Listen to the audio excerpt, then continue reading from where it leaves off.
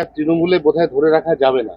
তিনি একটা আলাদা দল করছেন, সেই দলটা কয়েকদিনের মধ্যে আত্মপ্রকাশ করবে। উনি আবার বলেছেন আগামী বিধানসভায় মুর্শিদাবাদ, মালদা এবং উত্তর দিনাজপুর মিলিয়ে 60খানা আসন উনি ছিনিয়ে নেবেন। দেখুন, ওনাকে কেউ কোনোদিন ধরে রাখতে পারেনি, আর পশ্চিমবাংলায় যতগুলো দল সব করা হয়ে গেছে, সে নতুন দল করার দরকার। কিন্তু আমার যেটা মনে হচ্ছে, উনি এতদিন যেসব ডায়লগ দিতেন, এটা খালি ওনার ইচ্ছার নয়, টিএমসিও চাইতো।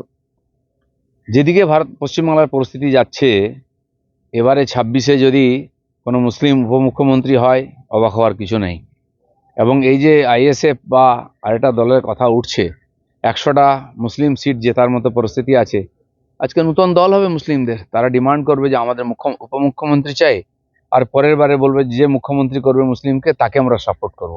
সেই পরিস্থিতির দিকে এগুলো যোজনাবদ্ধভাবে এগোচ্ছে, মমতা ব্যানার্জি সব জানেন।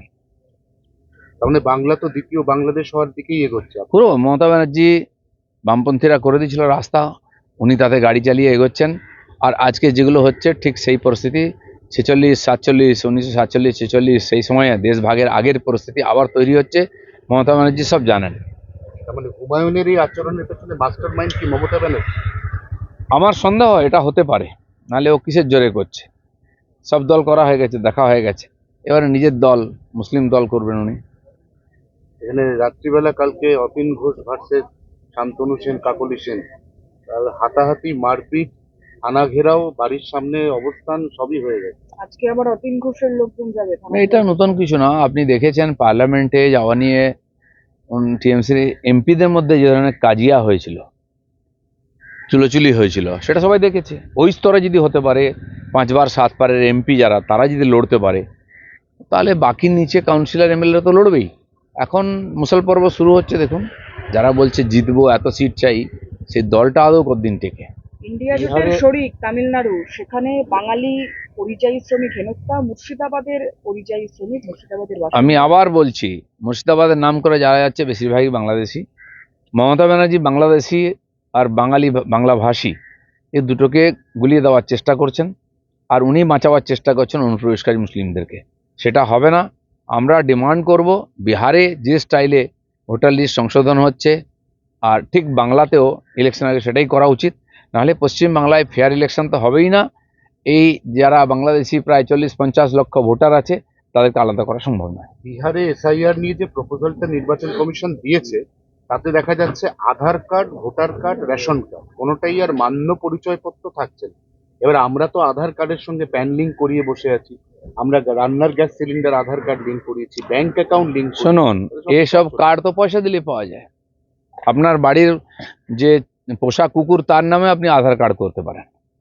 এটাকে পরিচয়পত্র মানা হচ্ছে না, কারণ আপনারা দেখেছেন পশ্চিমবাংলায় বস্তা বস্তা ভোটার কার্ড পাওয়া গেছে রাস্তায়, বা আধার কার্ডও বস্তা বস্তা পাওয়া গেছে। এর কি মূল্য আছে?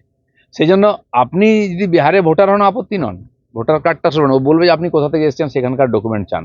আপনার বাবা, আপনার ঠাকুরদা যেখানে ছিলেন, জমি জায়গা ঘর বাড়ি, তাদের ভোটার লিস্ট, ইলেকট্রিক বিল, কিছু তো আছে।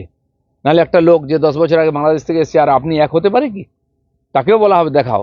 তো বাংলাদেশের ভোটার লিস্টে তার ভোট নাম বেরোচ্ছে, সেটাও আমরা দেখেছি। আজকাল লুকানো থাকে না। তাদেরকে আলাদা করার চেষ্টা হচ্ছে, কিন্তু মমতা ব্যানার্জি এবং তার পার্টি সেই বাংলাদেশি ভুয়ো ভোটারদের পেছনে দাঁড়াচ্ছেন। এটা বাংলার মানুষকে বুঝতে হবে। নানুর, বীরভূমের পর এবার মুর্শিদাবাদ, ভরতপুরে সেখানে তৃণমূল কর্মী, তাকে বাইক দাঁড় করিয়ে এলোপাথারি দুষ্কৃতীদের খুন করা হয়েছে। দুই পক্ষই দুষ্কৃতী, এরাও দুষ্কৃতী, ওরাও দুষ্কৃতী। কেউ পঞ্চায়েতের টিকিট নিয়ে জিতে গেছে, প্রধান পঞ্চায়েত সমিতির মেম্বার হয়ে গেছে, জেলা পরিষদ হয়ে গেছে, এমএলএ পর্যন্ত হয়ে গেছে। আসলে এরা সব অ্যান্টি সোশ্যাল। পয়সা তোলো, পয়সা খাও, পার্টিকে দাও, চলছে। তো এটা আরও বাড়বে। কারও কন্ট্রোল নেই, মমতা ব্যানার্জি কেন, ভগবানেরও কন্ট্রোল নেই এখানে। মুসলিম ভোটটা যদি পোলারাইজ হয়ে যায়, যেটা আপনি আশঙ্কা করছেন, যে এখানে আইএসএফ এবং তার সঙ্গে হুমায়ুন কবিরের নতুন দল, পোলারাইজেশন হয়ে গেলে তো বিজেপির সুবিধা, তাহলে তো হিন্দু ভোট সেগ্রিগেটেড বিজেপির। সুবিধা অসুবিধা আলাদা জিনিস। বাংলাদেশ হয়েছে যখন পাকিস্তান, কার সুবিধা হয়েছে? দেশ তো বিভাজন হয়েছে। উদ্দেশ্য ওটাই আছে, বিচ্ছিন্নতাবাদী শক্তি এক হয়ে গিয়ে দেশকে বিভাজন করবে। তার নেতৃত্ব দিচ্ছেন মমতা ব্যানার্জি। বিজেপি নেতা দিলীপ ঘোষ কি মনে করে হিন্দু মুসলিম ভোট ভাগাভাগি হলে তবেই বিজেপির জেতা সম্ভব? আমরা কোনো ভাগাভাগিতে বিশ্বাস করিনি। সবকা সাথ, সবকা বিশ্বাস, সবকা প্রয়াস, এসব স্লোগান আমরাই দিয়েছি, এবং ভারতীয় সংবিধানের আধারে আমরা রাজনীতি করি। আমাদেরও সংবিধান যেটা পার্টিতে, সেটাও এটাকেই সমর্থন করে, মান্যতা দিয়ে চলে। বিজেপি সেইভাবেই চলবে। মিঠুন চক্রবর্তী মাঠে নামছে, তিনি উত্তর কলকাতা, দক্ষিণ কলকাতা বিভিন্ন জায়গায় ওনার সাংগঠনিক পশ্চিমবাংলার ব্যাপারে একটা আবেগ আছে যে বাংলায় পরিবর্তন হোক, উন্নয়ন হোক, চেষ্টা করছেন উনি। আমার মনে হয় উনি এই 75 বছর বয়সেও পরিশ্রম করার চেষ্টা করছেন এবং তার একটা গ্রহণযোগ্যতা বাংলায় আছে। দেখা যাক কি না, হয়। দিলীপ মিঠুন ঘোষ- চক্রবর্তী একটা সময় সুভাষ চক্রবর্তীর ঘনিষ্ঠ ছিল, তারপর মিঠুন চক্রবর্তী তৃণমূলের এমপি ছিল, তারপর মিঠুন চক্রবর্তী বিজেপিতে গেছে, এখন মিঠুনের এতবার দলবদল, তারপর সেই মিঠুন তিনি মহারাষ্ট্রে বাল ঠাকরেরও ঘনিষ্ঠ ছিলেন। উনি সিনেমার লোক, কিন্তু আমার সঙ্গে কথা মনে হয়েছে বলে তার রাজনীতিক আবার সমাজ চেতনা একটা আলাদা স্তরে আছে। তিনি তো ফুল টাইম পলিটিক্স করতে পারবেন না, তো সেই জন্য তিনিও চান যে বাংলার পরিবর্তন তার যোগদান হোক। তার মনে হয়েছে বিজেপি এটা করতে পারে, তাই বিজেপিকে সাহায্য করছে। যে উত্তর কলকাতায় তো দিলীপ ঘোষের একটা সংগঠন আছে, অস্বীকার করা যায় না। উত্তর কলকাতায় বলে কোনো দিলীপ ঘোষের সংগঠন নাই, ভারতীয় জনতা পার্টিটাই দিলীপ ঘোষের।